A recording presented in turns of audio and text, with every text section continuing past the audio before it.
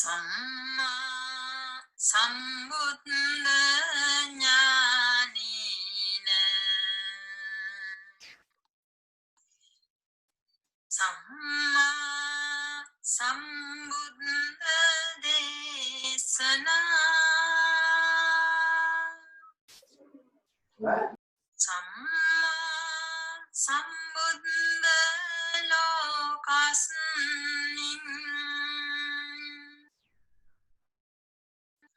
Samma Sambuddha Te Namo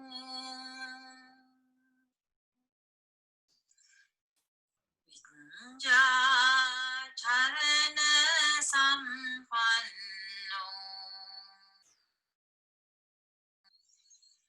Passa Vijja Akasita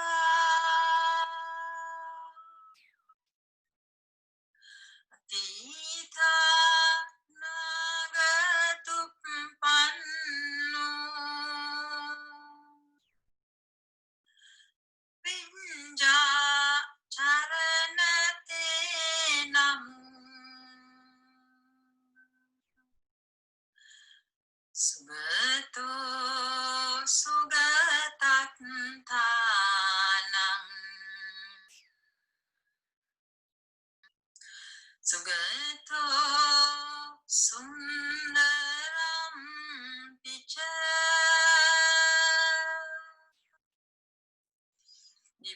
Nibbānam Sugating Yanti Sugato Namate Namo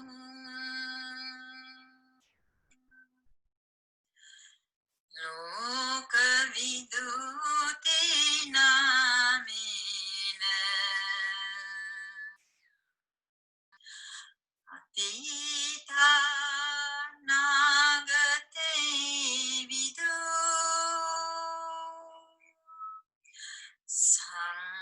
Sankara Sattamokase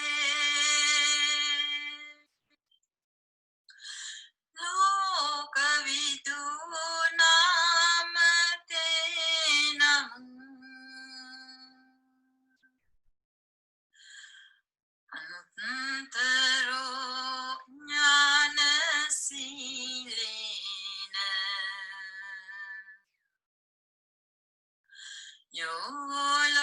Yolokassa Anuttaro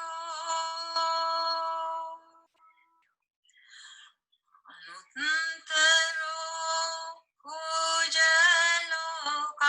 Pujalokasmin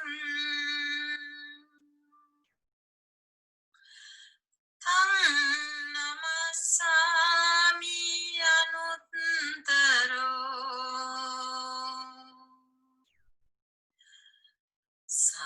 Sarati Sarati Deva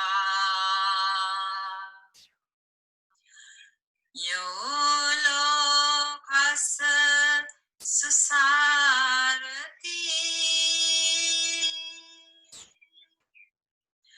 Sarati Puja Lokasmin Tang Namasami Sarati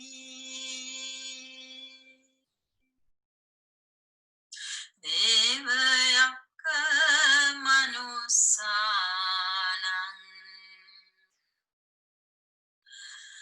Loke Agga Palam Dadam Adantam Damayantanam Purisa Janyate Namo Bhagava Bhagava Yunto Bhagam Kilesa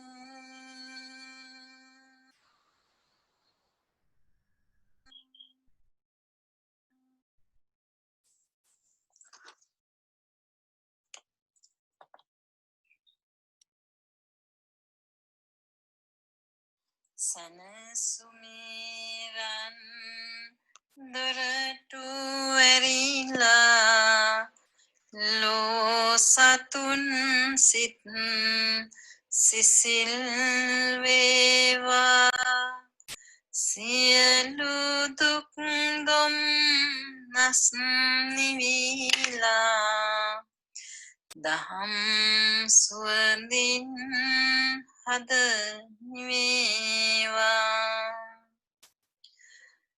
Gatalu in the heater Nagena Taramata Visandu Matni Samagaeva Samadanaya Sisilativi Loka Samaya Udaveva Tunuruan satu guna balen loa Hama dinatama sapalabeva Varadi adahasn Napuru siti vili Mitten sisil balayin Mekeva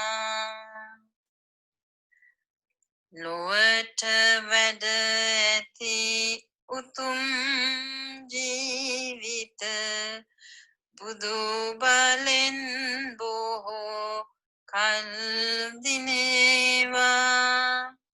Lo pura budu sasuna babali Loka samaya udaveva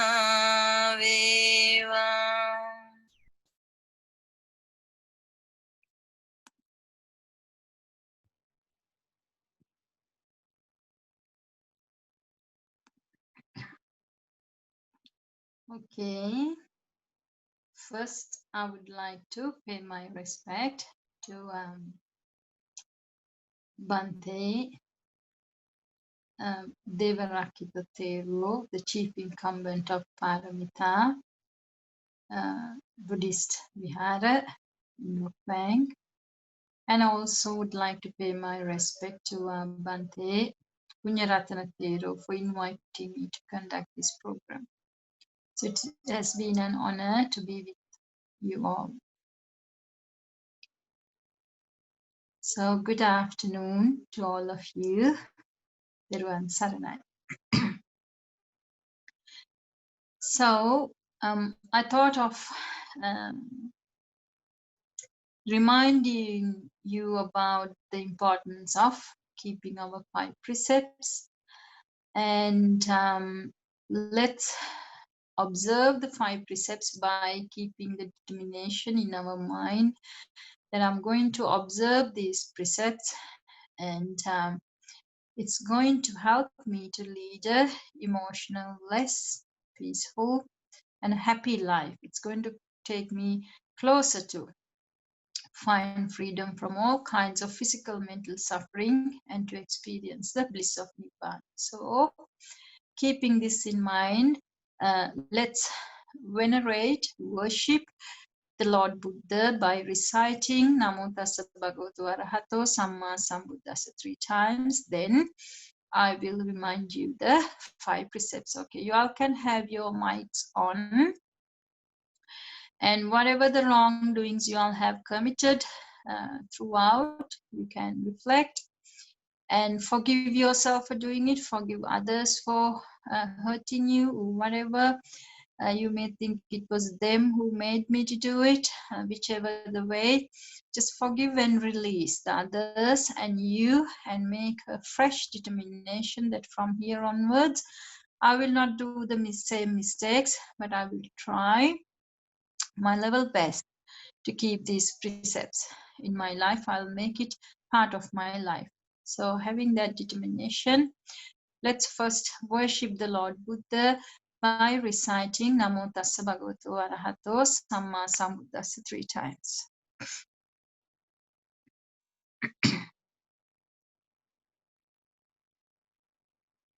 I can't hear you all, so I think it's good if you can switch on your mics.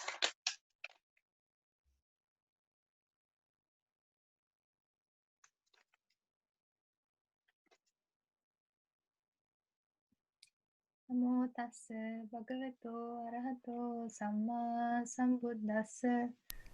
Namo tassa bhagavato arahato samma sambuddhassa.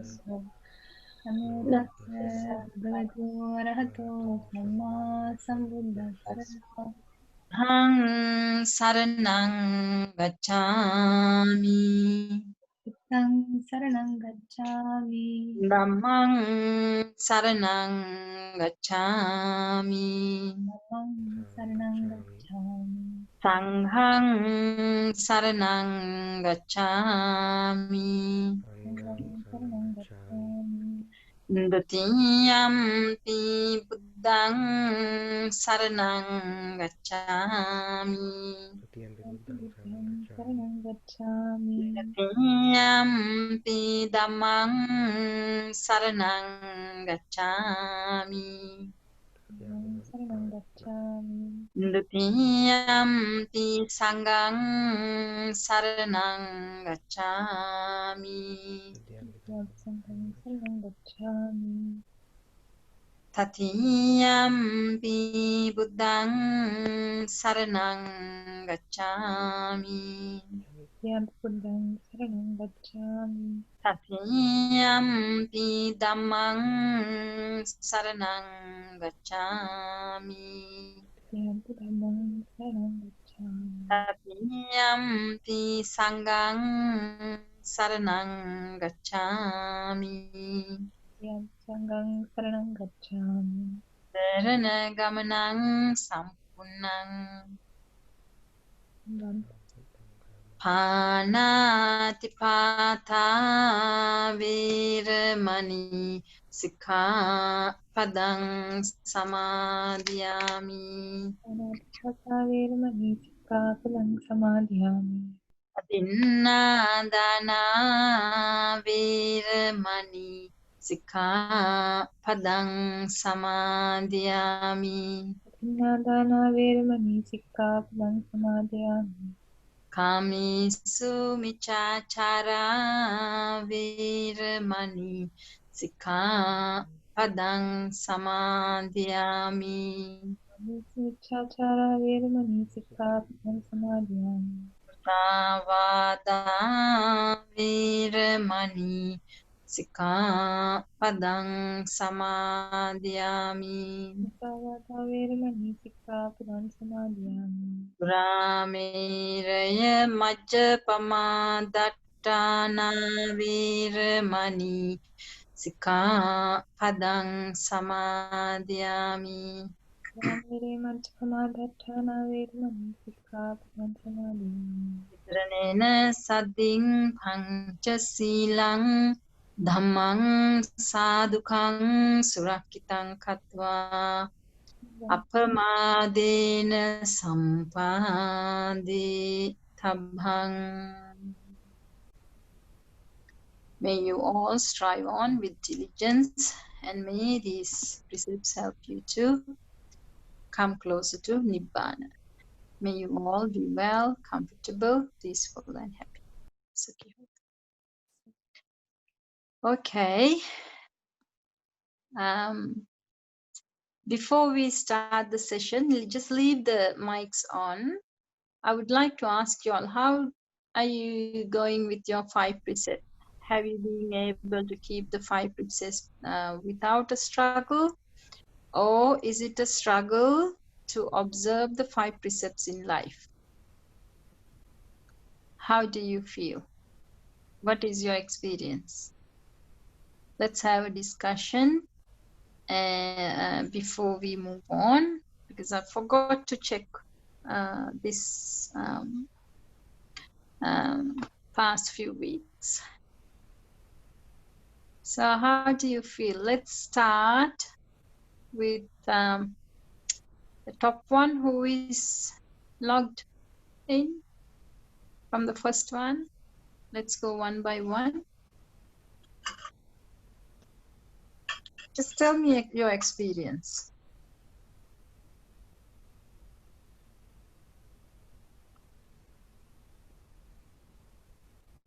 Alan, do you want to go first?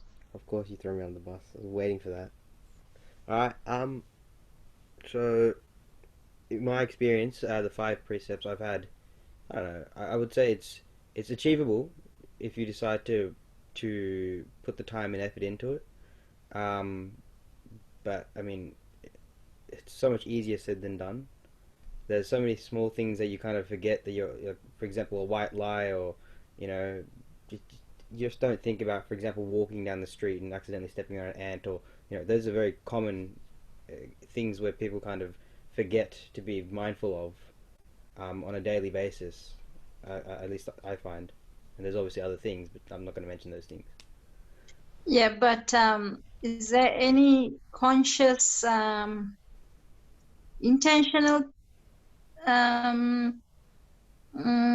that In those you? acts, no, there's no shit. I remember the one time we had a discussion, and the main point of what makes you a good person necessarily is your intention. Now, for example, I think I don't know if it was you who mentioned the example of the tree falling and hitting something else, and but your intention was never to do that. And that makes the difference, at least in terms of what can be considered good or bad for the 5 precepts. Yeah, and all that. yeah. So it's all about we having that understanding, appreciating um, a life that is not lived by emotions. Mm. Appreciating 5 precepts means we like to have peace of mind, and we appreciate that, and we allow others also to be peaceful and calm and safe and be happy. So it's about appreciating the peace and wanting to really um, not live with emotions. So Stoic in nature.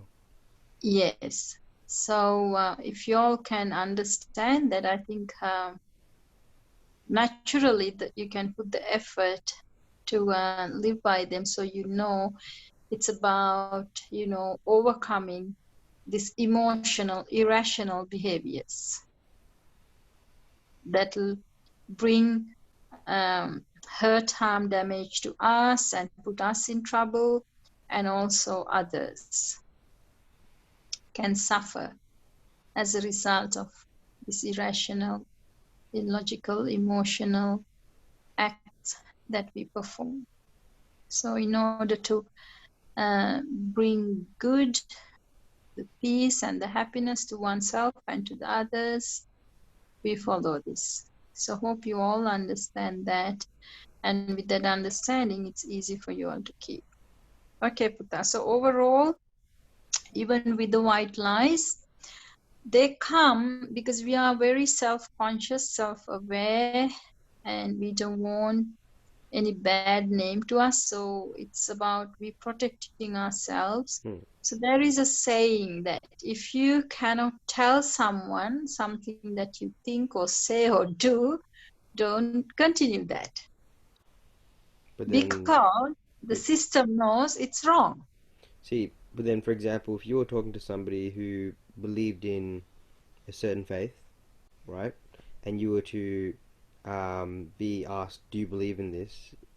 or and say you didn't, and you were within that faith. This is not myself personally. If you were to make the action of telling them truthfully, "I'm not agreeing in what you're saying," as opposed to just kind of keeping shut and not saying anything, that I believe is a white lie in itself by not saying anything. Is that not something that is good in nature or in intent?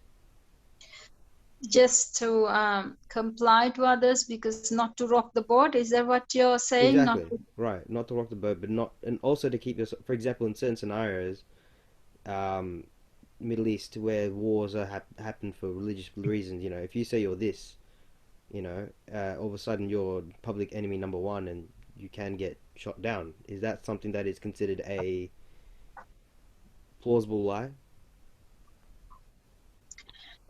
Yeah, there are times where we can be skillful. Buddha always encouraged. Truth is not to speak all the time if it puts you or others in danger. Mm. We can remain silent. But But then silence is an answer. yeah, so that's the answer. We shouldn't mislead. We shouldn't say other things. We shouldn't be untruthful, but we have the freedom to remain silent. Right, but then with that silence, you're also making the decision to provide the other party the notion that you are against them. Well, then it's kind of up to them to make that decision, but we are not at least misleading them. Right, but it's not about misleading, it's On about the spot, self-preservation, isn't it? on the spot, on the spot, it may not have anything, any implication, but in long run, we keep doing this, it will have definitely negative effects. And you know, some people do this to please people. And But then sometimes it's not about pleasing, sometimes it's about self-preservation within that environment. yeah, even the self-preservation, that's the thing I was saying. This comes from we wanting to protect ourselves. It Exactly. comes from the sense, you know, sense of self. But the thing is, this self-preservative mode also blind. You know, it's run from the gene. The self-centeredness, the thinking is coming from the gene. So it is still blind. So this is a blind act we do to keep ourselves out of trouble, or to keep the good name, or something like that. But the thing is, in long term, these can have dreadful consequences. I'm trying to bring up an example in my mind to share with you how it can have a long-term effect. You know, this is not a good or a proper example, but I'm going to bring it up because that's the thing that comes into my mind right now, because I got this message and I just saw it, and you know, so it's in there. I won't mention the names.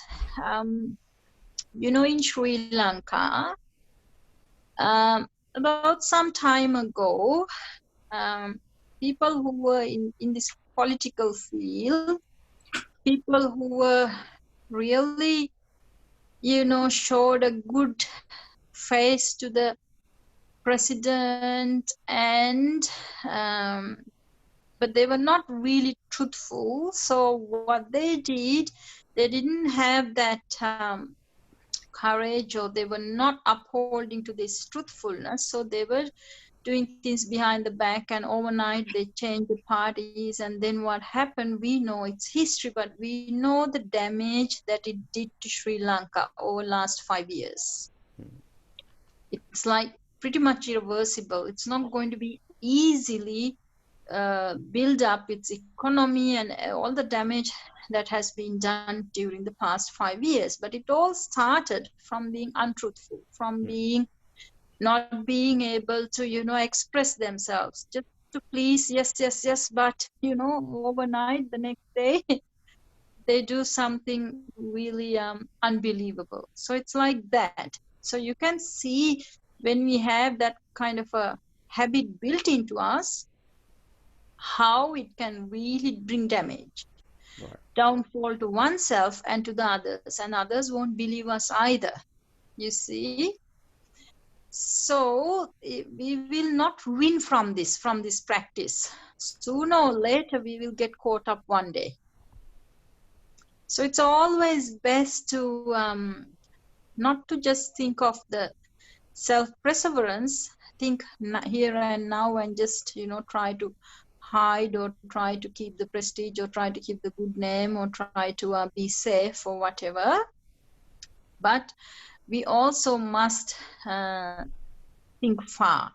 So it's best we keep quiet, and only when the opportunity arises, if the other party is open to accept the truth, then when it's the right time, the right place, it's the right person, and they are not emotional, they are ready to listen, and you're in a good mood, not in emotional mood, then it's the time to really speak that truth. Yeah. So it's good to actually go to what Buddha was practicing, remaining silent if you have to, tell a misleading thing. So we should not lie or say misleading things. There is no such thing as a white lie or pink lie or a blue lie or a black lie. It's a lie. You know what I mean? So we should practice. It's one of the hardest, but we should all put an effort. I can tell you another example from Buddha's life where he was very skillful. You know, when Angulimala, when he was a lay person, he was killing many people in the village to get the fingers, thumb. And then he was just short of one. He had 999 and he had just one finger to go because he was really fed up now. By the time when he gets to closer to making it to 1,000, and a finger will fall from the garland because it's rotten. So he was really sick of killing people. He had killed so many people, more than 1,000. So he was thinking, now I got 999. Even if my mother comes, I will get her finger. If she struggles, if she fights, I will kill her and get the finger. So while he was in that kind of arrogant mood, Buddha saw actually the mother heard what her son was up to, and she really wanted to go and help him. So she set to walk into that forest, hearing that's where this thief is, and knowing that is my son, she didn't think it will be a danger to her, knowing that he's a good son. But Buddha saw what was happening in Angulimala's mind, what he was contemplating. And if he had killed his mother, he would be stuck in samsara for long time. This poor guy, who was a good guy, who was misled by the teacher, and who really had paramis to get enlightened in this very life. So Buddha thought of helping him. So he went and knocked some sense into Angulimala, and he got tamed. He really realized where he went wrong, and he gave up his sword and everything he put aside. And he from that moment, he decided to be a good person. And he followed Buddha to this monastery where he was living at that time. Then people saw this. They called him like a lunatic. The person who was really killing everyone, this murderer, mass murderer, was walking behind the Buddha. They didn't know what was happening. At this same time, the king had enough of these complaints from the people that a lot of people are going missing in this area. He sent a army into that forest to capture him. But then he got this news, well, this Angulimala, this mass murderer, walked behind the Buddha to the monastery. So the king was really concerned. King was really afraid that this man will hurt Buddha and the others in the monastery. And so straight away, king went to see the Buddha as soon as he got this message. By then, Buddha had ordained Angulimala and he was a monk, and he was just sitting next to Buddha. There were other monks, and he was just sitting there. So the king came. The king was very angry, and he was very emotional, very concerned, and he came straight to Buddha and then asked Buddha, "Well, my lord, I heard this Angulimala followed you. Is he hiding here? I have sent my troops to capture him to this forest. Um, did he escape? And are you hiding him? Is he hiding here?" So like that, he questioned the Buddha. Now Angulimala was apparently sitting, very closer to Buddha at that time with other monks. Well, the Buddha, what he did, you can imagine if he said that to that angry king, what would have been the result? So Buddha remained silent to that question, but Buddha spoke to the king this way. He asked the king, "How are you? So how is the affairs in the country?" "Okay, well, you have a problem. Okay, there is a mass murder. I understand. Okay." First, he talked to the king, and calmed him down. That's the first thing he did. He got the king out of this emotional kind of situation. And when the king was calmed, Buddha asked him, "King, if Angulimala has become a good person now, if he has given up this killing business, if he has become a real good person who have given up killing for his life, if I say he has become a monk, what would you do?" Then the king replied, "Wow, I can't believe this, but if this mass murderer decides to be a good person and decides to become a monk, wow, I would even bow down to him. So there's no need for me to, search for him. And I would really respect him if he had changed like that." Then, to the king's amazement, Buddha said, "Well, here he is, sitting next to me. You couldn't even recognize him. He is now one of my children." Then the king was speechless, like king didn't know what to say. But he, after some time, when he was, when he came back to his senses, you can imagine, this king was really struggling to catch this murderer, and then had sent a lot of troops to the forest. And then here he is right in front of him, but as a monk. So you can feel the shock that he would have gone through at that time. Then the king really came closer to him and bowed down and respect this Venerable Angulimala. And he left. So see how skillful Buddha was. Buddha straight away didn't tell the truth. He remained silent to that question.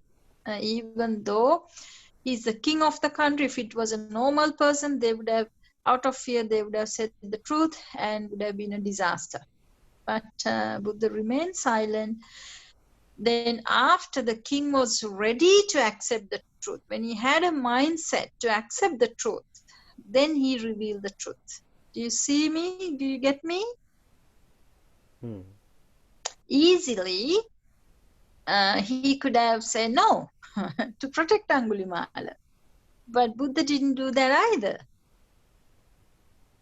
Because Buddha could see king didn't realize this is Angulimala. He didn't really recognize. So Buddha could have said that, but he didn't. Never in his life did that. Right, he never misled. Sometimes there were times where he kept silent. He didn't even answer at all. Right. But then there are, yeah. Sorry, I continue. Yeah, go ahead. Oh, I was going to say, but when he followed up by prompting the questions and getting him into the good mood, that's good, that's fine and all. But then when he prompted the question, what would you do in this situation, where if it was this, this, and this, there's no way the king would actually say, I would bow down and all this. That just seems unreasonable. That doesn't seem likely, in my opinion. If the other person is, as the king, if the king is as what's it called, wall-like to discuss with, you know what I mean? I doubt he would turn around all of his ideals in that one moment of discussion with the Buddha. I think those days, even the kings, they had a lot of respect to Buddha. And those days, the people really venerated the goodness and the wisdom. That was their highest ideal. Even the king. Then it became a status thing. So more than anything, the Hamdara was just utilizing his status. Well, they had the respect. They had the. I mean, that's the same That's thing. why the kings gave Respect up the the status. kingship. That's why at that time the kings gave up the kingship and became Buddha's followers. Okay. Because this was higher than the kingship. So that king, he was convinced. So he would real. That's what it shows. In some other time, actually, I use this example to show that how much they recognize the goodness and wisdom, and if they could see the change, they were willing to accept that, and they would pay respect to that. So respecting that, the way they did in India, is by bowing down. But king did respect. If not, he would have taken him and he would have killed him on the spot. He didn't. So that means he had the respect. He had his word meant was what he meant. But then I can argue that there are definitely people out there that would, backstab and turn on their word within seconds. Yeah, in today's society, yes, because it's not that the goodness and wisdom is not given the place it should be given. Just So people a lot of turn around on what they say within seconds if you give them the opportunity to put themselves into where they wanted initially. Yes, and that's because they are not shown the real values in life. So this is why we have a lot of problems today, even though those times during the Buddha's time, 2500 years ago, even before that, I think those civilizations didn't have this much of stress and this much of suffering, because they innately they had some idea of this value for this goodness and wisdom. But today we have come to a point we are not paying attention to the goodness and wisdom, and don't even respect that. Right. So this is where all going wrong. So it's a good point that you made there. During that time, even the kings, they really appreciated the goodness and the wisdom, and they would appreciated it really high. Yeah. Yes. Okay. So who is next? So keep all the precepts, Buddha. So no white, pink, blue, black flies. They're all the same. They're misleading. So try to remain silent. If you can't speak the truth, if you think it's going to bring a lot of damage to oneself and others, and wait until the right time, the right place, the right person comes to explain, and then to take it from there. Yep. Thank you.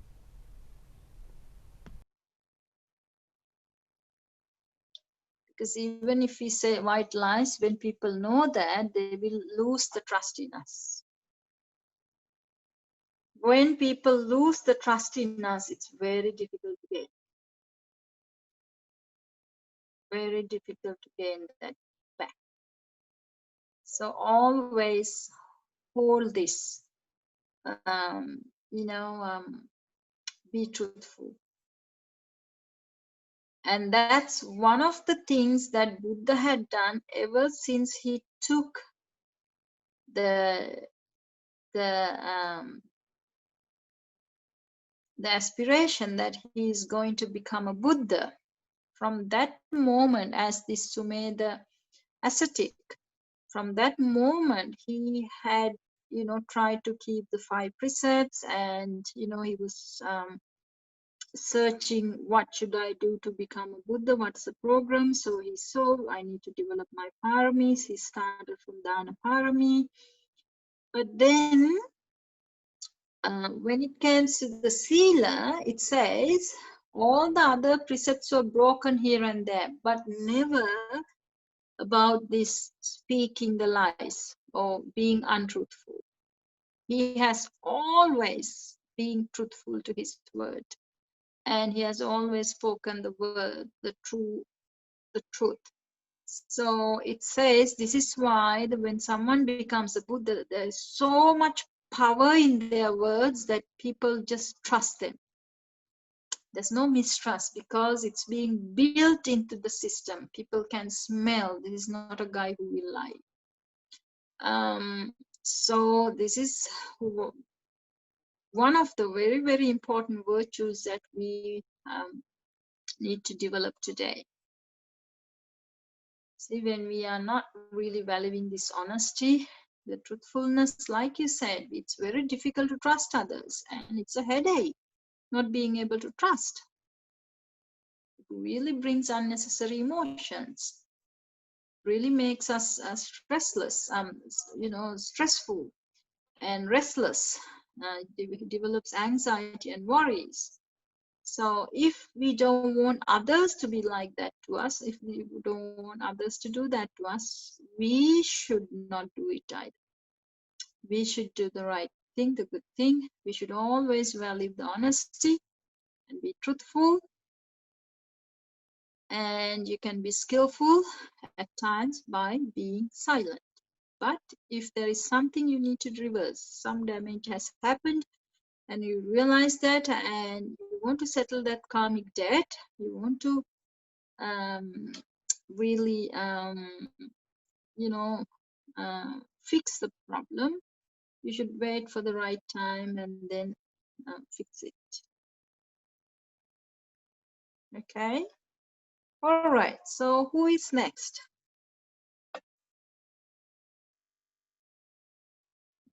Next is Anuji. Sorry. Hang on. I had a call coming in, so now I can't hear. Okay. So I'm going to quickly leave and log in again. Okay, Buddha. So who is next?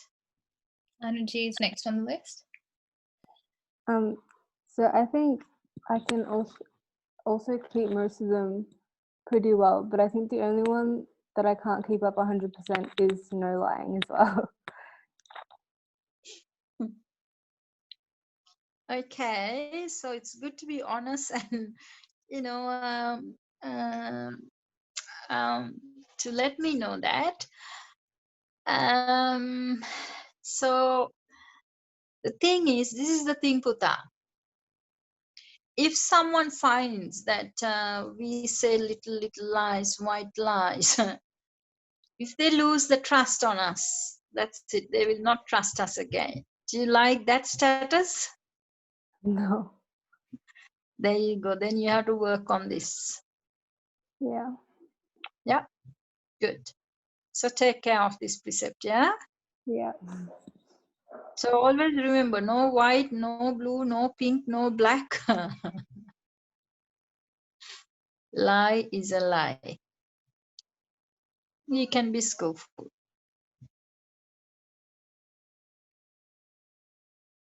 Okay? Yeah. So the thing is, don't do things that you can't say. Or you can't, if someone questions, if you can't tell the truth, don't do it, don't engage. Because your heart knows it's wrong. So it's a good measure for you to stop doing the wrong things. Yeah? Don't look just short term, look long term. Okay? Yeah. Good. So try to keep all the precepts. Yeah, it'll break, never mind. You reflect, then fix it, forgive and make the determination that I will not do it again, the same mistake, then we move forward. Yeah? Yeah. Okay, good. All right. Thank you, Putta. Okay. Who is next? Next is Anupa. I feel like I keep the precepts pretty well, and it really helps me to be calm and peaceful. But sometimes, like it doesn't always go as planned, and like I might say like a little lie or something. Yeah, that's a thing, Putta. So you can see this is the most difficult one out of all. Yeah. Yeah. So you all have to pay extra attention now. Now that you know it's difficult, and before Buddha became the Buddha, he paid extra attention and he made sure he will not even say a white lie. So if we are following the Buddha, we should be like him. And if he could manage that until he became the Buddha, I think we can do it too. Yeah. Good. Difficult, yes, but we can do it. So if something comes in conflict, give it up. It's not worth it. Yeah. Long term, you will benefit from this practice. Yeah. Good.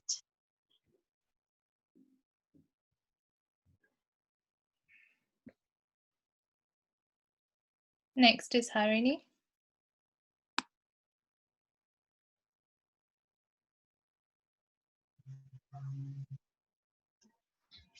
So with the 5 precepts, I find that it's really easy to to maintain them and to follow them. But like what everyone said, the hardest one is not to lie. I also how do you reconcile the fact that like family members who are also Buddhist lie to you? Like if they lie to you, what do you do in those situations is another thing. Yeah, this is what happens, Putta. If we keep doing this, it will come back to us too. It's like a boomerang. If we are not honest 100%, we can't expect others to be honest to us. The universe will throw us exactly what we're being doing. It's only a mirror out there. So be honest, be truthful, and live appreciating this goodness and wisdom. And then you will see universe won't treat us that bad, but here and there for our past karmic effects, this can happen. If this happens, we just have to see it for what it is. First recognize if I do it, or if because I have done it in the past, and if I do it, this is exactly how others will feel too. So first understand that, and let's make it a lesson for us to move forward, to understand the consequences, the hurt, the problems that it has, and then let's make a determination to give it up, that I will not do it. Never mind, they are doing it because they don't know the consequences, and that they will have to face this again too. So if they do it, you can sort out what is the truth, what is the lie, and what is what, and you should act wisely, but don't harbor hatred towards them. Just know that your karma is coming back to you. Okay. Just mirroring. If you don't want anything happen to you, don't do that to the others. Yeah. That's the basic thing. Yeah? Yes. Good. So when you do that, things will improve. Okay.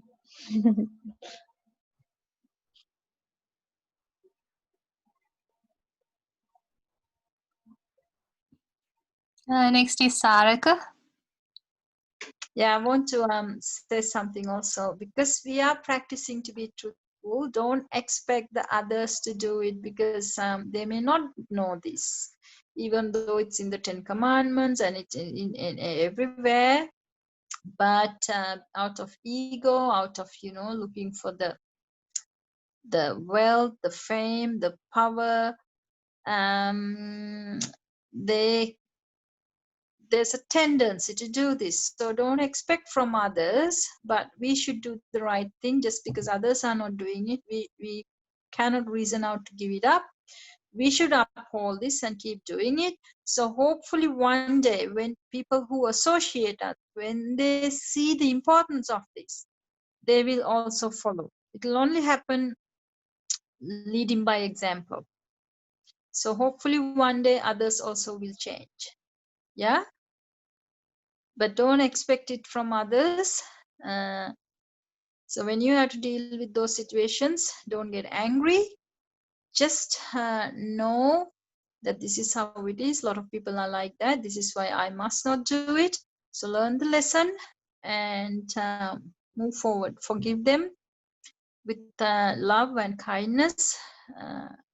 But let them know that you haven't become a fool, but you accept, you know, with the understanding that this is very common, and so you forgive, and you can advise them not to do it again.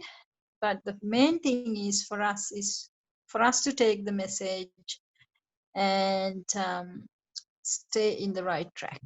Practice the good thing.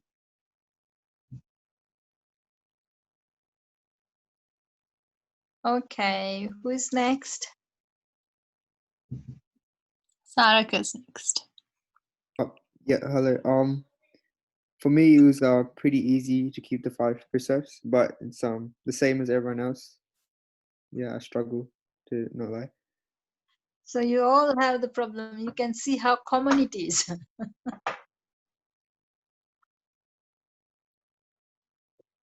Yeah. So it's a common problem. So we do need to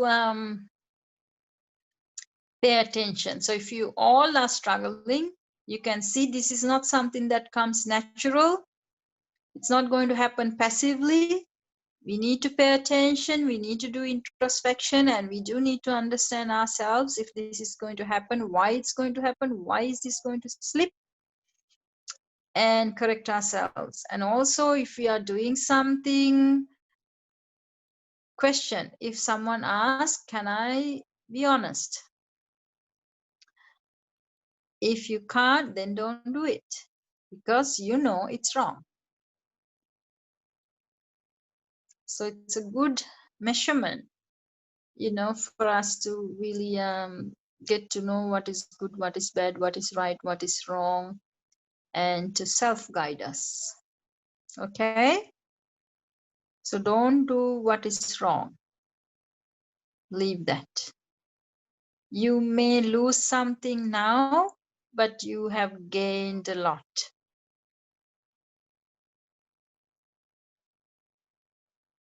Self-discipline. Okay, Putta? Yeah, So I want you all to use less and less white lies. You all can count how many you being, just try and see how many you have said yesterday and see today.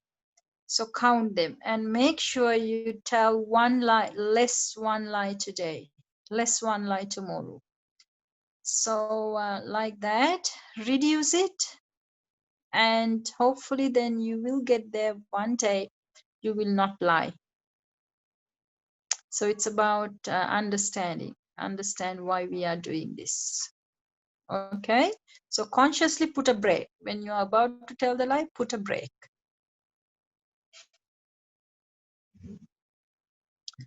Okay, what else? Who is next? Sinali's next. Yeah, so my problem isn't directly with the 5 precepts. Mine's more about the whole disconnecting or detaching yourself from your emotions, because I feel like from a young age we've always led our life by emotions. So like your parents would be like, oh, were you happy at school today? Like that kind of thing. So I think approaching yourself, like approaching situations without emotions is something I'm still trying to work on. And just like holding myself back from like letting my emotions speak for me or act for me. Hmm. But so how are you managing the emotional behavior? So With yeah, attention? I think, yeah, so it's more about when you realize that you have to accept that you're feeling something first. So you have to understand, okay, I'm angry in the moment, or I'm sad at this moment, and you have to like intentionally act in a way that doesn't reflect what you're thinking. Does that make sense? So that's like how I do it, at least. So have you paid a conscious effort to keep the precepts? Oh yes, I have. Yeah. And how are you finding? Yeah, I'm finding okay. Like I think again, it's about realizing that you're about to do something, like for lying, let's say. Like I've kind of told myself, like, okay, I feel like I'm gonna say something that's, I guess, a lie or a white lie, and you just have kind of have to hold yourself back. It's better not to say anything at all rather than say a lie. So that's what I do. Okay, good. Yeah. Okay, yeah. Pay conscious attention and keep the precepts. How to manage the emotions? It's not something we can really fight and win. You need to know the mechanism of the emotion, which I have spoken to you a long, long time ago, and some time to time here and there also. Just to put it in short and sweet, it's our negative thought, unwholesome thought, that's, the self-centered thoughts that stimulates the glands and secrete hormones that takes us into this fight or flight reaction and to be in this self-perseverance mode. And it is then we get emotional. It's these hormones that makes us emotional. So when we are emotional, we just cannot really straight away stop that boiling. It's like, the kettle is boiling. If you ask how to stop this boiling, how to stop shaking this water, it didn't happen just like that. It was the electricity, the power that did that. So if you remove that, the cause of it, what was boiling it, if you switch off the plug, if you unplug it, then the water will settle back to its natural nature, the stillness. It's like that. Why we boil, why we get emotional? Because of a dirty thought, a negative thought, a selfish thought. So you need to catch this unwholesome thought. And when you remove that from your mind, the emotion will go away, because you're disconnecting the circuit. It was the thought that was stimulating the gland and bringing the hormone. As long as the hormones are secreted and in the blood, you are getting emotional. So you need to disturb this. So that's why we need to be able to look into our mind. That's why we have to, do this introspection. I mean, look into the mind so you can catch your thoughts. You can catch the selfish thoughts. And when we remove that selfish thought, which I call selfish thoughts are the negative thoughts, unwholesome thoughts. When you remove that, the system will calm down just with time. Like the kettle that was boiling, the water will not come to a still point immediately. It takes another minute or two, some time for it to settle. It's like that. So be aware of your thoughts, the thoughts that's lingering in your mind. And another practice you can do while you're practicing to do this introspection and see what kind of thoughts that's happening. And when you see the negative thoughts, you can get rid of them. You decide not to engage with them, so they will not develop into a further hurricane. And the other thing is, you can consciously start to think a good thought, a wholesome thought, because we are not used to not to think. We are all the time, we like to think. We are thinking machines. We have become like thinking machines. So we don't know how to switch it off. Even when we go to sleep now, we think. This is why people talk in their sleep, because they think. Even they don't shut down even that time. That's how busy we are. We are so addicted to this. So we are going to think, we are going to make use of this situation, but into a good, to turn this into the good side. So we are going to think a good thought. So keep a good word like a mantra, like may all beings be well and happy. It's a selfless thought. It's not self-centered. It's a selfless thought. And when you have this thought, and if you could make it a genuine wish that may all beings be well and happy, and if you can chant it all the time inside you, very quickly it will calm you down. It will settle the nerves. It will settle the, it will take off the triggers. So this is about the thoughts. We just can't control emotions without taking control of your thoughts. You need to be in charge of your thoughts. So this is why meditation becomes an important thing. Meditation gives you the opportunity to really rest, sit or lie down and rest, and pay 100 attention to your thoughts, to your mind. So you see the thought process, how it's happening, the mechanisms. Then only you can identify the types of the thoughts. You start to really see a different science, the mind science, which you never knew before. So this is where the meditation comes into play. And then you understand meditation is not only to do it with Venerable Bodhicitta or when you are at the temple. Not only at the time that you do the meditation, early in the morning for 1 hour, but it is something you need to develop into your day-to-day life. 24 hours, we need to be able to pay in attention to within, to see what our minds are doing. So if you are getting emotional, it's a key that you have lost it. There is some self-centered, selfish thought going on. This is why I have ended up being emotional.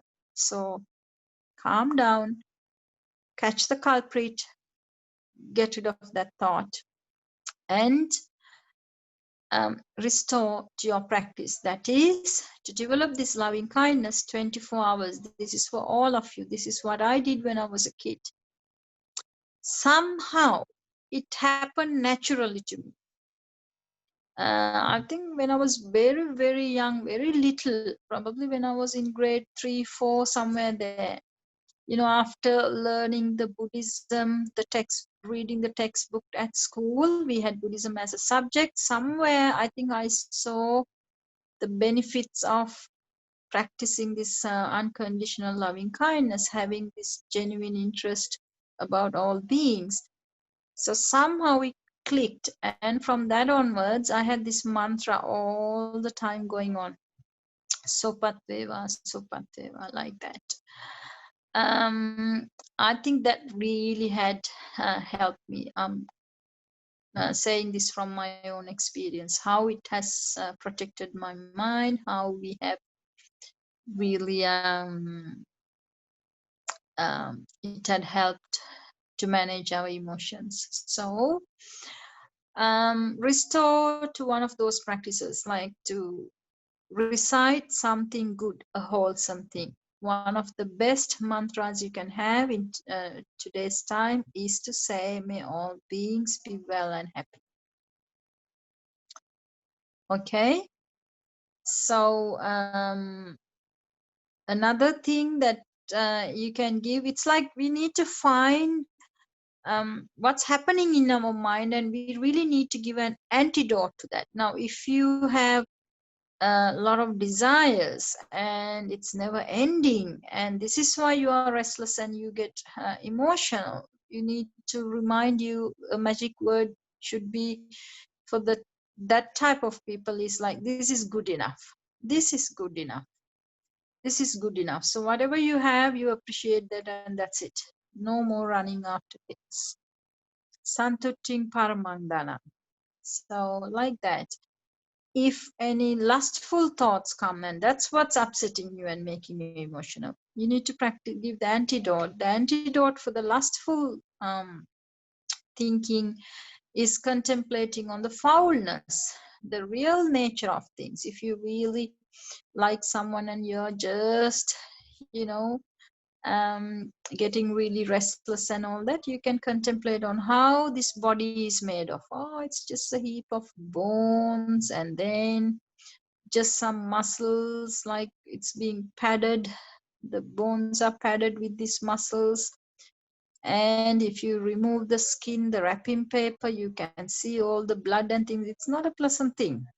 So you can contemplate on this foulness, the real nature of our body, the real nature of what you got attracted to. If it's a physical human body, human being, or if it's something not a human being, then you can think of the reality of that as well. You can think how they have come to be, how they will be just be there, and sooner or later they will also go through change, and change the color, change the texture, change the smell, change everything, and one day it will get destroyed too.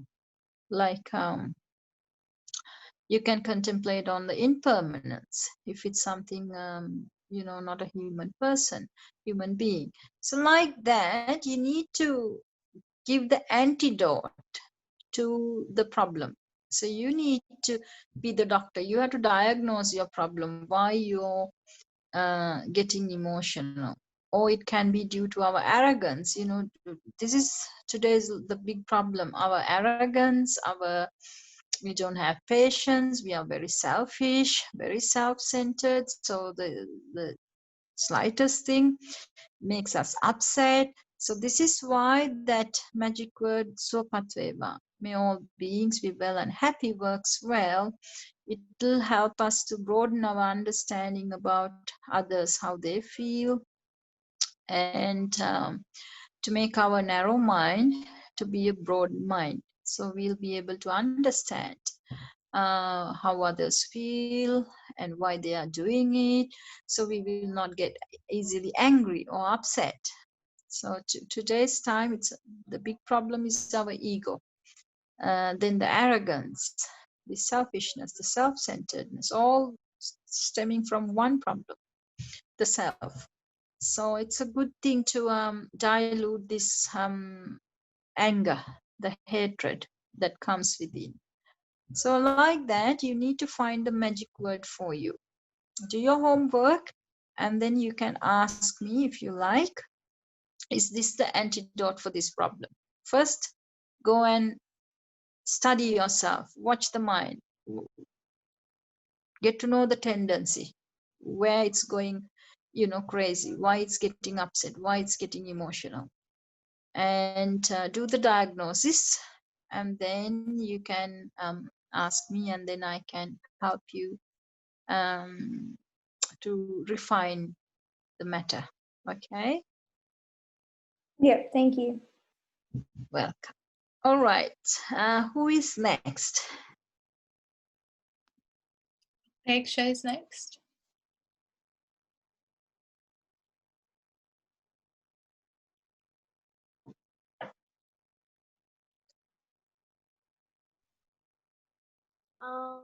I actually joined few minutes ago.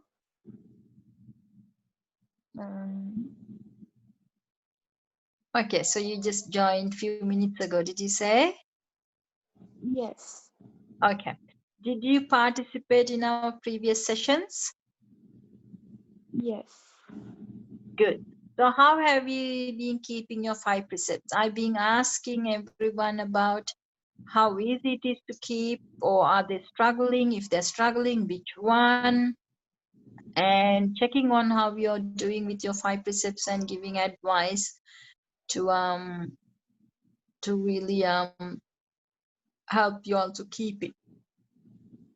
So how have you been keeping the 5 precepts? And is it difficult or easy, or if there's any particular one that is difficult to keep, you can share with us.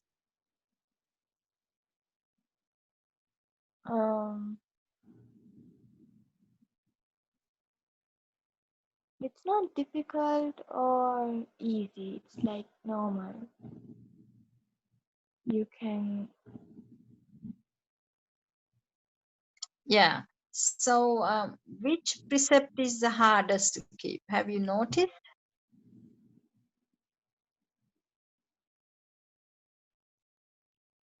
Um,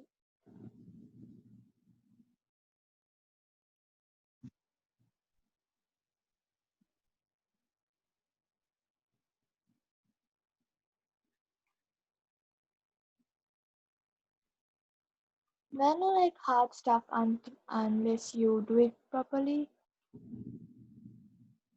Mm. So have you been keeping the 5 precepts?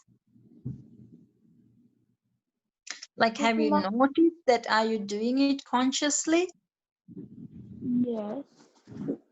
So where do you feel the hardest to keep? Like where does it try to, break, or you can't hold on to, or something is going to happen with emotions?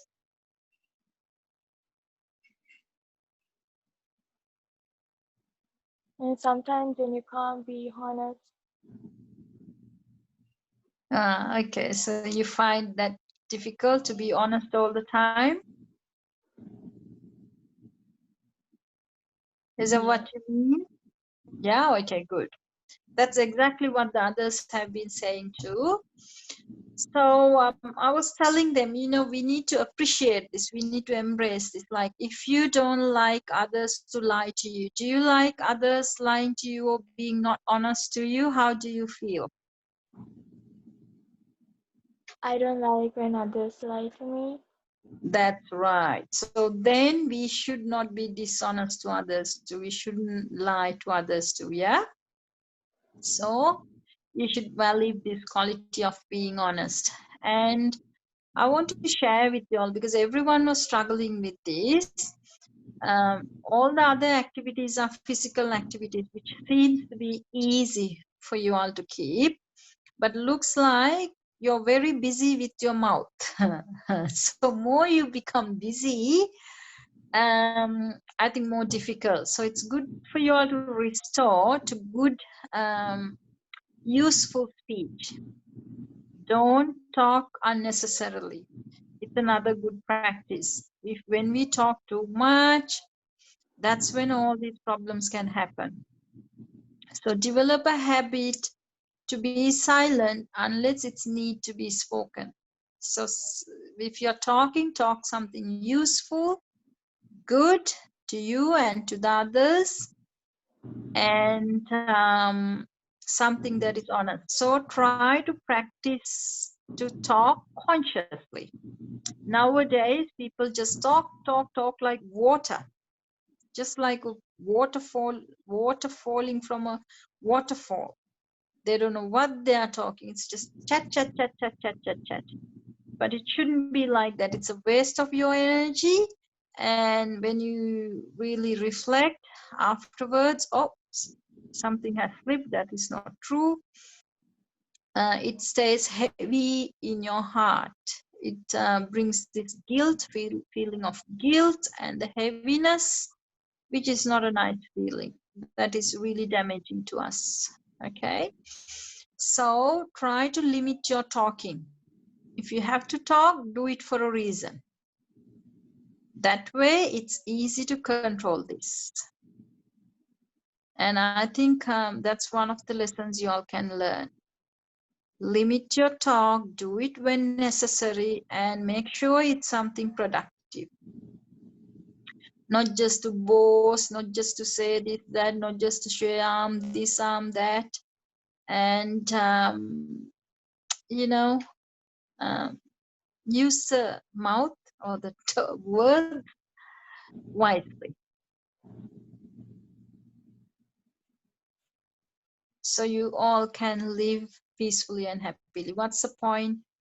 You enjoy a chat, but it leaves you with some guilty feelings or with a heaviness in your heart because some precepts have been broken, because you have said something wrong and that you shouldn't be saying. So it's good to indulge in silence than talking rubbish. When you start to talk rubbish, not knowingly, you can end up creating causes and conditions for you all to be emotional. So if you appreciate peace, we should really do things to bring causes and conditions for that peace to prevail in us. It's not going to happen easily.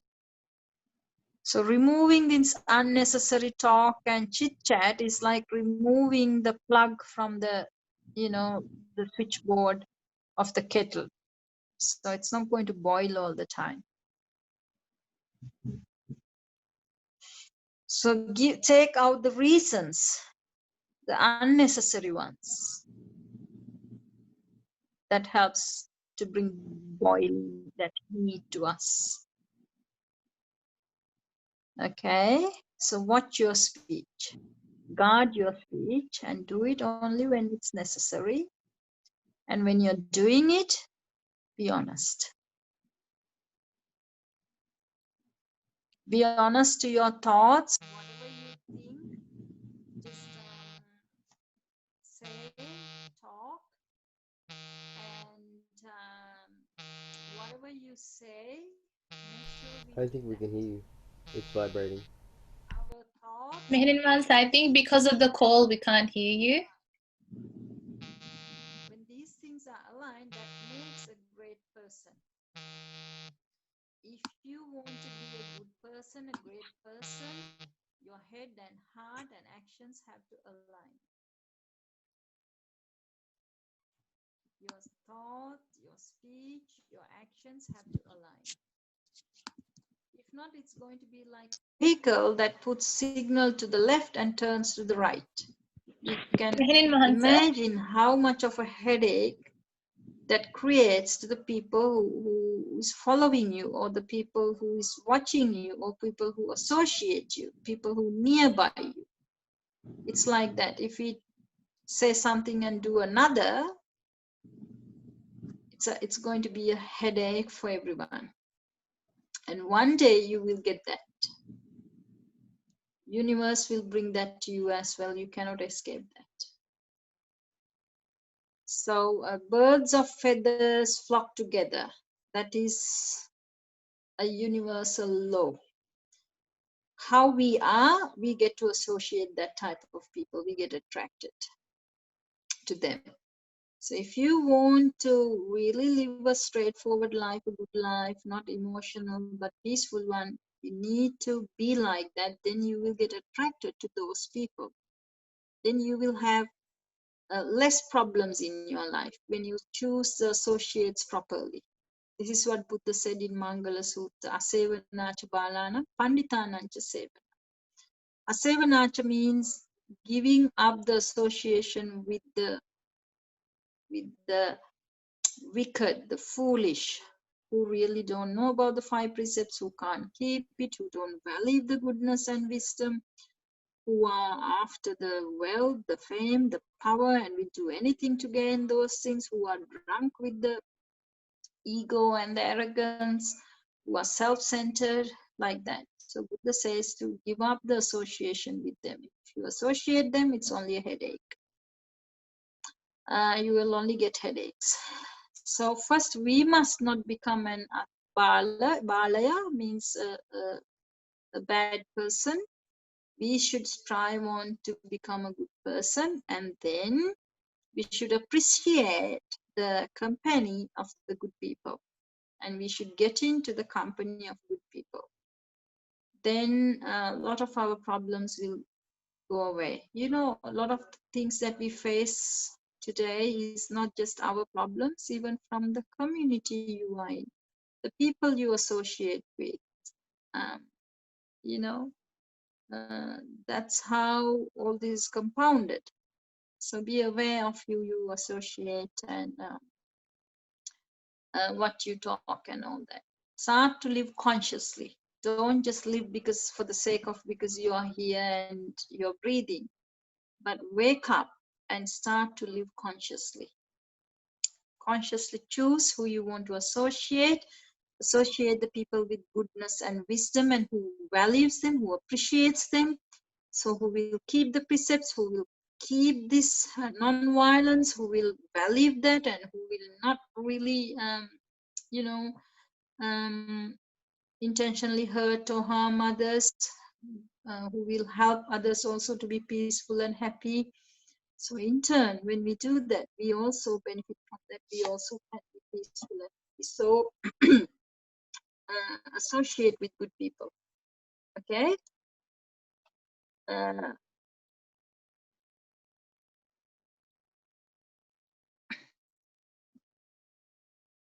Okay. Is there anyone else, or were you the last one? Thank you so much for sharing, Gupta. Is there anyone else? Vinut is last on the list. Oh, I think I can't hear again. Wait a minute. I had to leave and come back.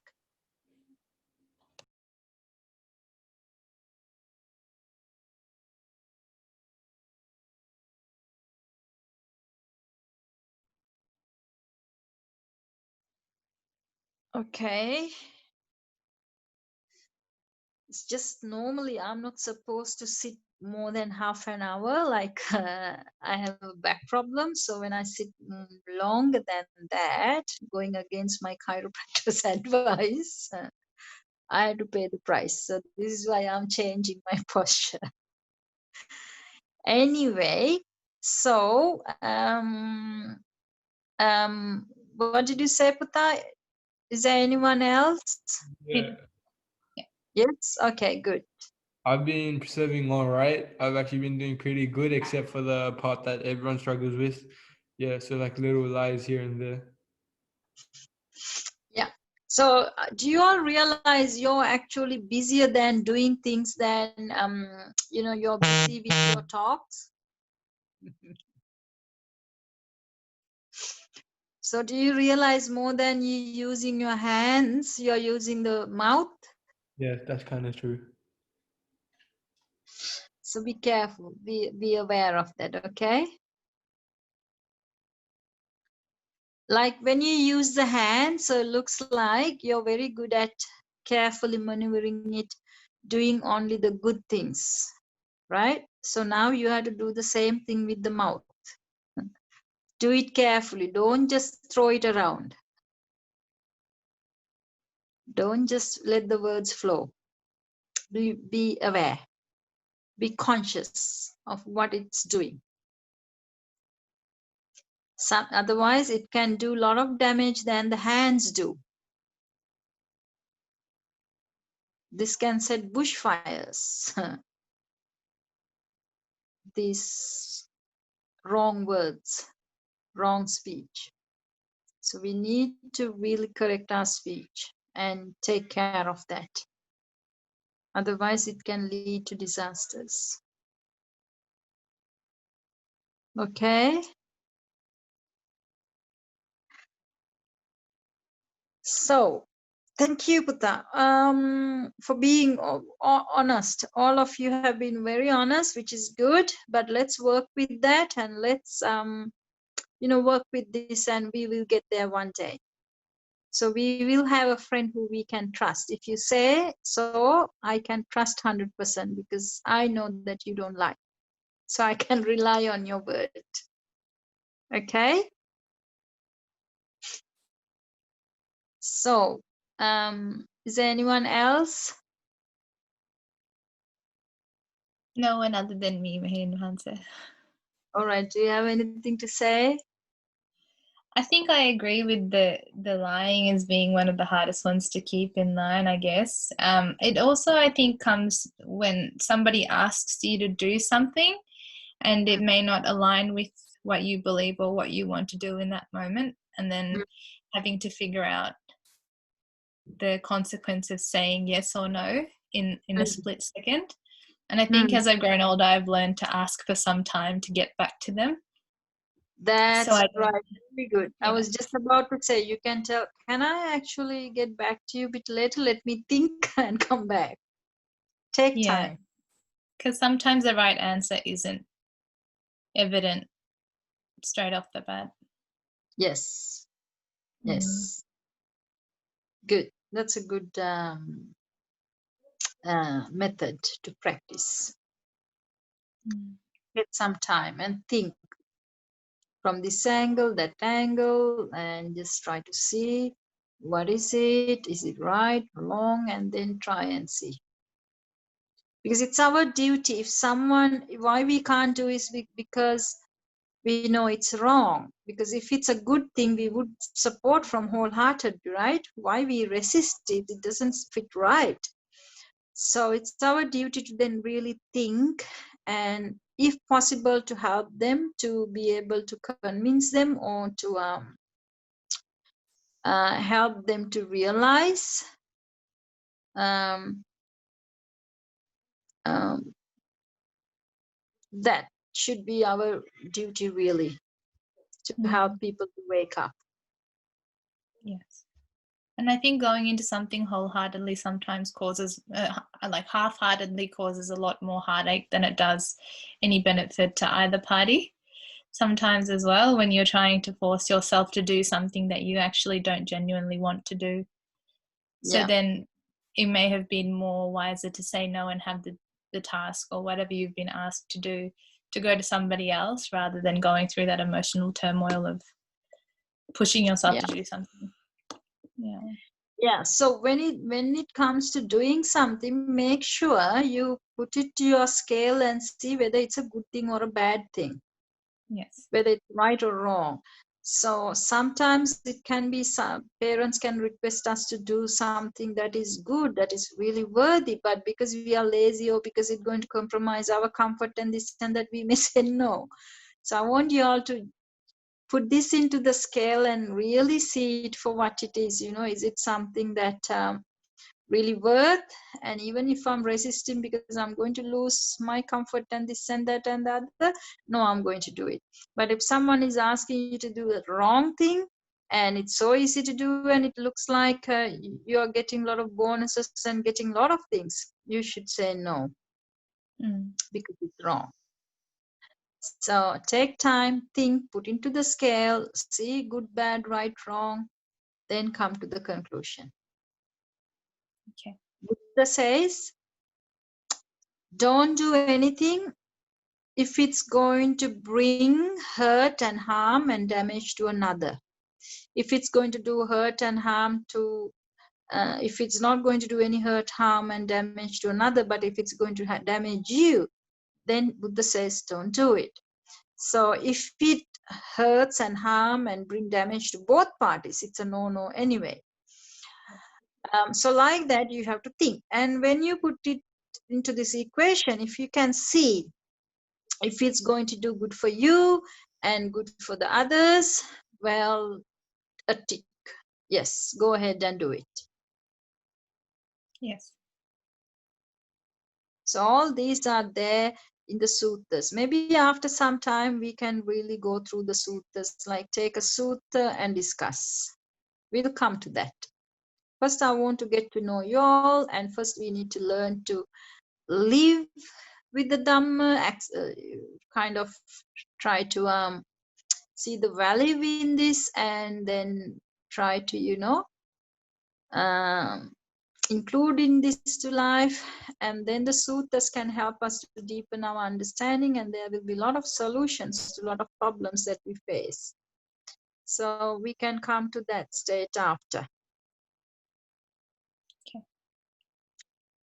All right, so maybe we can meditate. Yes, I can. Yeah, Put good. you off. Today, I was thinking of showing you that what the bleep do, you know, the second sequel, the how far down the rabbit hole, but because this was a very interesting discussion and it took time, I hope you all have learned something and it wasn't wasted. So we won't watch it today. Maybe we can watch it so next week. And so today, let's do the meditation and settle our minds and learn to practice this throughout the day. Whole point of me guiding you is so you get the hang of being able to see your own mind and to get to know it and to get to know the tools as how to handle it and how to keep it calm and quiet and you know how to really get rid of the rubbish and purify it so you can lead a emotional less peaceful life. So try to try to lead this even you know when you are not doing this guided meditation. Okay, so let's do the breathing meditation. Now the COVID is going everywhere like wildfire. Don't be afraid. Boost your immune system and just let's face it. If it comes, it comes. If our immune system fights and we get well, we get well. If not, we die. At least if we can die with a peaceful and happy mind, we can end up in a heaven. So no worries. So just let's face it, okay? Let's keep the immune system boosted. So remember the first things, the lot of things that I told you at the beginning, I think are very relevant now. About the food, how you should eat, what you should eat, about what you should drink, the alkaline drinks, and how you should do your exercises, regular exercises, and how you should take care of your immune system and keep it boosted all the time. You know, taking sunbathe or taking vitamin D and keeping all the vitamins and minerals and eating properly and living a relaxed life. They all matters. So if you have missed those sessions, I think that must have been one of the very first sessions that I spoke about how to boost the immune system. I think it's very relevant now. So please listen to it again and refresh your mind and just let's relax and boost our immune system and face it bravely, okay, with a calm mind, and we'll be okay. All right, let's do this breathing exercise and then let's meditate.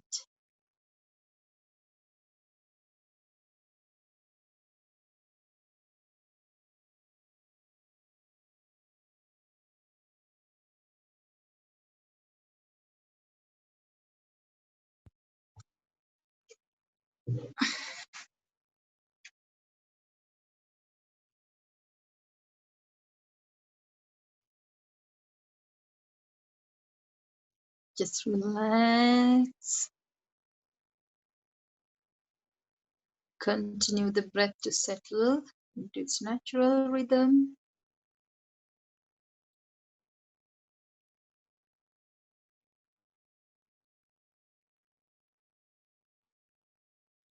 Stay in the present moment and be aware what's going on.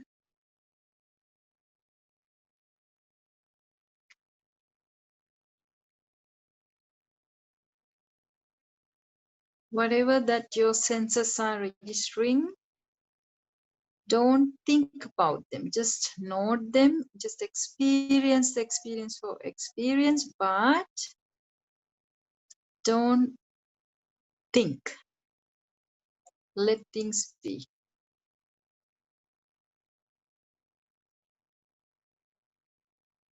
Just experience as experience, that's all. Bear attention.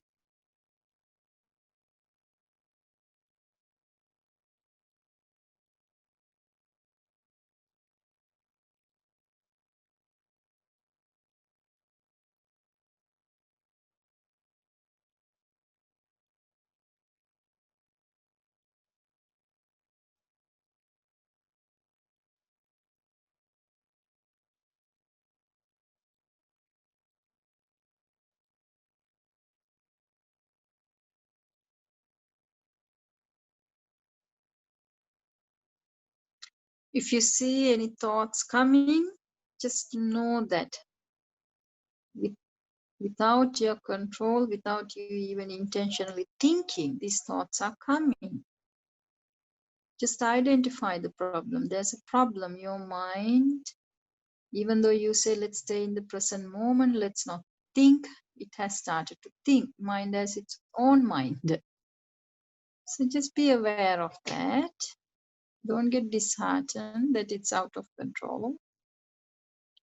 Just know that these thoughts, you didn't invite them, they came, but let them go back. The way they came, they will go back if you don't entertain. So don't entertain any thought right now. Just free your mind from thinking. Just be in the present moment, just like a baby. Only experiencing the experience as the experience. That's all. Even thinking, you just experience. That's what's happening. That's it. Come back to the fresh moment with no ideas, no thoughts.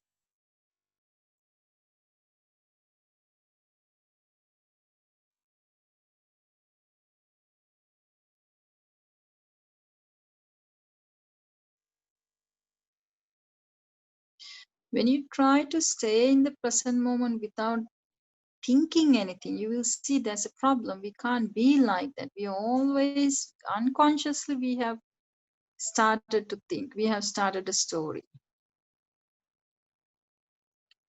So thinking has become part of us. Like if we are awake, we have to think.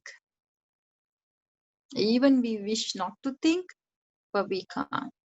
So what we are going to do, we are going to use this same addictive habit to get out from this, to solve this.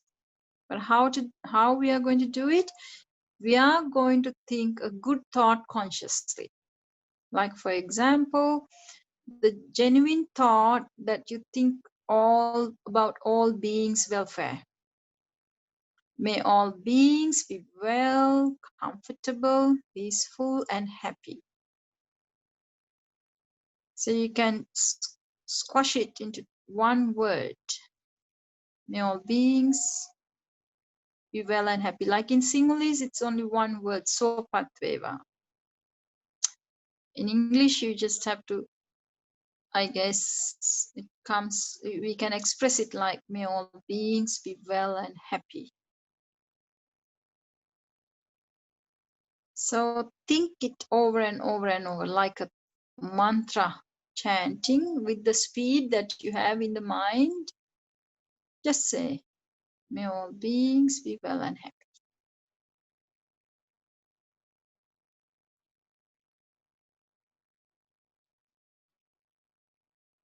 Now you may find another problem. Even though we just say may all beings be well and happy, you can't connect really. You might find it's empty. It's just difficult to connect.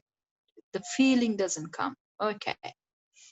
So what we are going to do, we are going to take ourselves as the reference point from us, from where we are, we take the immediate environment and we think about all beings in the immediate environment, on the air, on water, on earth, all beings all around us, who are strong, who are weak, who are big, who are large, who are medium sized, little, who we can't see, the ones with less emotions, the ones with no emotions, the unenlightened, the enlightened, and the ones who are born, ones who are to be born, waiting to be born in different realms, in different forms. We can see, we can't see. So start from you as a reference point. From that, the immediate environment, you are going to think about all these beings all around you, everywhere. and wish them may all beings be well, comfortable, peaceful, and happy. May they be free from all kinds of fears, all kinds of anxiety, worries, all kinds of anger, jealousy, hatred, grudges, from COVID, from all kinds of physical and mental suffering. May they be well and happy. So you wish that. May everyone's problems be solved. May they be free from all kinds of physical and mental suffering. So that's what it means when we say, may all beings be well and happy. May they gain good health. That's what we mean by may they be well physically and mentally. May they be physically and mentally be well. Comfortable. May they not have all these emotions that disturbs them. May they be free from all the discomforts, the physical and emotional. May they be peaceful. May they be free from all the emotional disturbances, the greed, the hatred, the anger, the lust, the anxiety, worries. May they be free from all kinds of emotional disturbances. May they be peaceful. May they be happy. May they be free from their unhappiness, depression, sadness. May they be happy. May they be well, comfortable, peaceful, and happy. Only if it's too long, you can shorten it to 2 words, but have the same idea. So you wish to all people around you in your immediate environment, then slowly expand the area on concentric circles.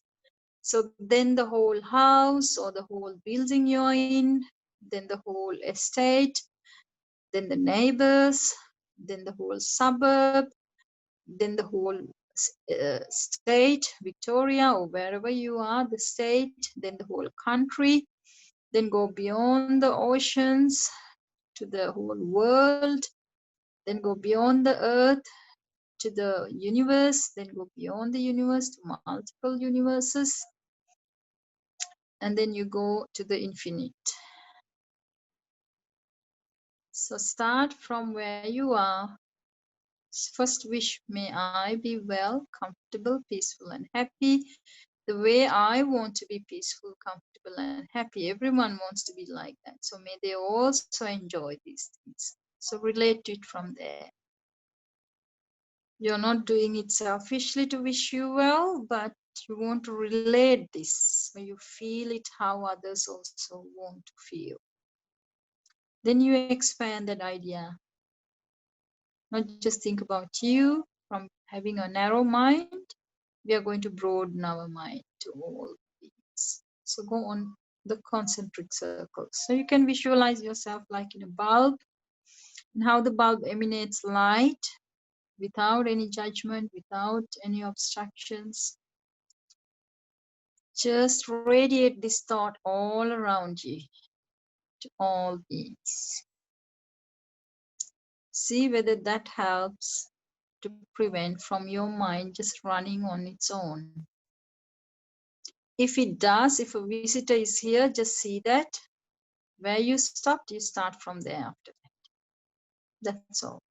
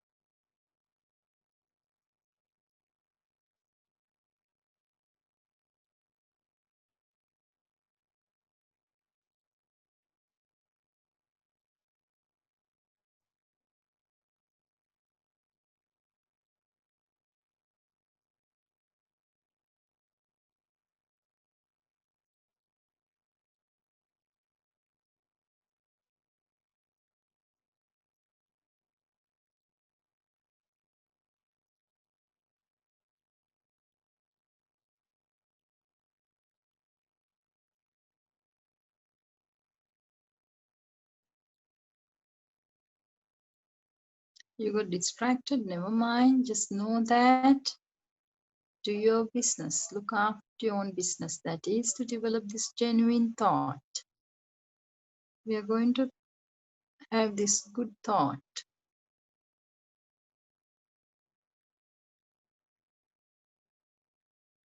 Wishing well to all beings. May all beings be well, comfortable, peaceful, and happy.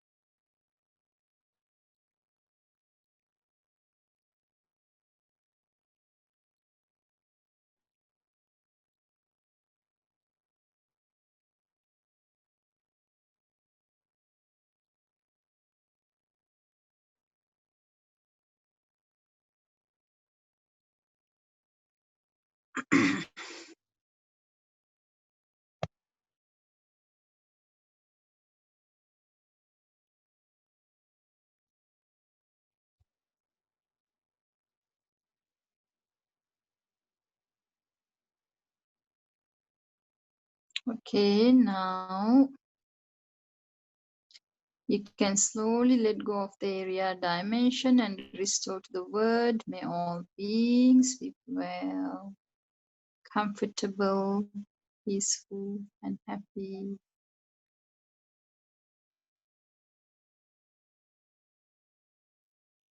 This is an exercise to broaden our minds because our minds are narrow, it's selfish, self-centered. This is the narrowness. This expands our mind, the heart. So our suffering won't be much. It won't get amplified when we see how others are. And at the same time, it broadens our mind thinking. So hopefully then it'll follow, the actions will follow that. So we'll start to care and share and care.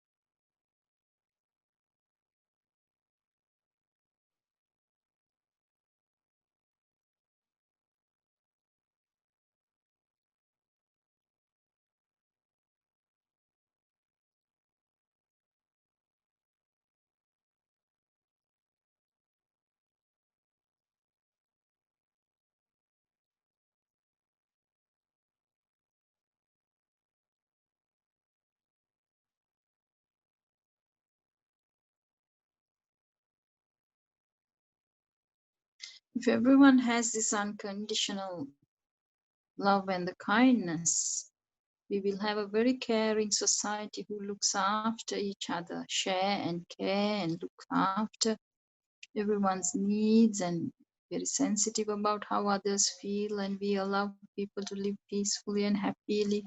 What a world it'll be. Just because we are trapped in this narrowness, in this self-centeredness, all the problems, all the wars, the conflicts.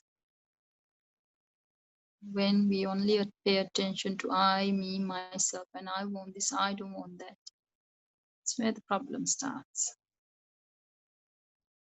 So let's broaden the mind and the heart. So learn to practice this throughout the day. This is a real good thing to do, to think about others and wish them well, but you can see how difficult it is because your minds are so busy. This is why your mouth has been busy too. And when your mind is producing rubbish, the mouth produces rubbish too. So it's very important we purify our mind, make it pure and genuine, then that genuineness will reflect in our words too. That caringness will reflect in our words too. Instead of we being arrogant and arguing and fighting, we will restore to be patient, being able to accept, tolerate, be able to understand, and kindness, we can care, we can be compassionate, we can have a lot of peace if we allow this quality to develop in us. So this is the practice to learn to dissolve our selfishness. This will help you all to balance your emotions, to settle your mind. Even the few minutes that we did this should have helped you. We can check that how it has affected our mood. Okay, bring your awareness to the body. Feel the body. How do you feel it? Can you feel the body? Is it tensed? Relax. If it tensed, release the tension and relax. We feel uncomfortable because our muscles are tensed. Muscles get tensed when our body goes into the fight or flight reaction, when we are selfish, when we harbor selfish thoughts. So if we can practice this, then we can release the muscle tension. More the muscle tension goes away, we will be very relaxed. More we relax, we'll be very comfortable. So let's pay attention to your breath. Let's take a slow but a deep breath, counting from 1 to 6. Hold on to your breath, counting from 1 to 6. Let's slowly release your breath, taking 6 seconds. Then pause your breath for 6 seconds. Again, let's take a slow but a deep breath. Fill your lungs to the max. Now check your mood. How do you feel right now? What is the quality of your mood right now? Just get to know the mood, the quality. Whatever it is, just know.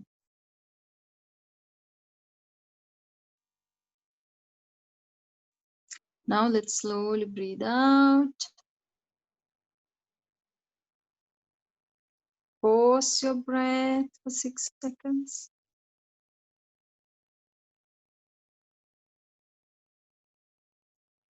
Again, let's take a slow but a deep breath, the last one. So fill your lungs to the max and hold on to your breath. While you're holding on to your breath, release your body, release your shoulders. Don't hold on to the physical body, only the breath you're holding on. But release the physical body, release the shoulders, let them hang. Check the mood. How do you feel right now? And compare it to before.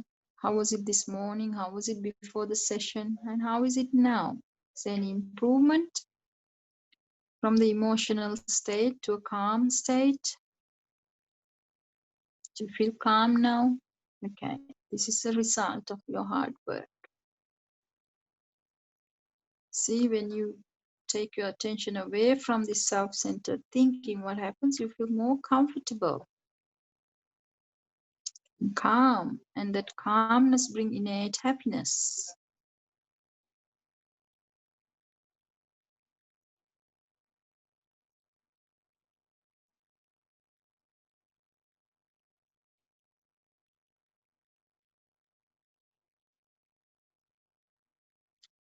After noticing that the consequences of your action, link them. This is what happens throughout our life. Whatever we think, whatever we say, whatever we do have consequences. Either makes us feel bad and tensed and suffering, or if we feel really good, comfortable, peaceful and happy. Whatever the result is outcome of what we have been producing in our mind, okay? So having a control of your mind, a pure mind, will give you immense peace and happiness. And this is the human quest, and this is how we get there. Okay, you can slowly breathe out.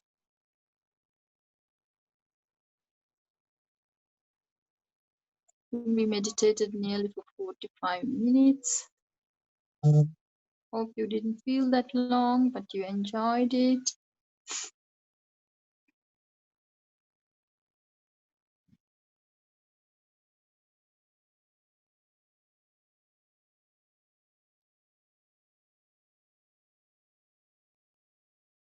To bring the meditation to an end, you can allow the breath to settle into its natural rhythm. Be aware of that, and slowly you can open your eyes while you're being aware of your breath.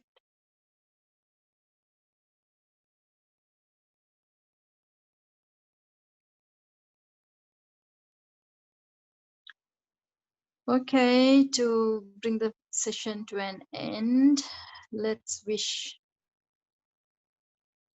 everyone to be well and happy, especially for the people who are organizing this and contributing to this. So may the Bantes who worked hard to build this vihara benefit from these merits that we have generated today. May their practice progress, and may they develop goodness and wisdom, and may they be able to attain the bliss of Nibbana as soon as possible. And also would like to share these merits with all of you, with Ekmaniputta and everyone who is helping, the Heshanputta and everyone else who is sponsoring and organizing and helping, and with all of you who have logged in and trying to help yourself. So when we become good, we can in turn, the society benefits from that. So may all of you benefit from these merits. May all of your parents, teachers, guides, your relatives, your siblings, and all beings, may all beings benefit from these merits. May you all find good health and long life. May you all be safe. May you all find success in everything that you do. May all your good aspirations come true. And one fine day, may you be able to penetrate into the Four Noble Truths and understand these realities and gain full enlightenment and find freedom from all kinds of suffering. May you all attain Nibbana as soon as possible. May all of you be well, comfortable, peaceful, and happy. Have a good afternoon and see you next week. Okay? Take care. May you be well and happy. Sikhi Ho. Thank you, Mahinimansa. Okay, take care. Too.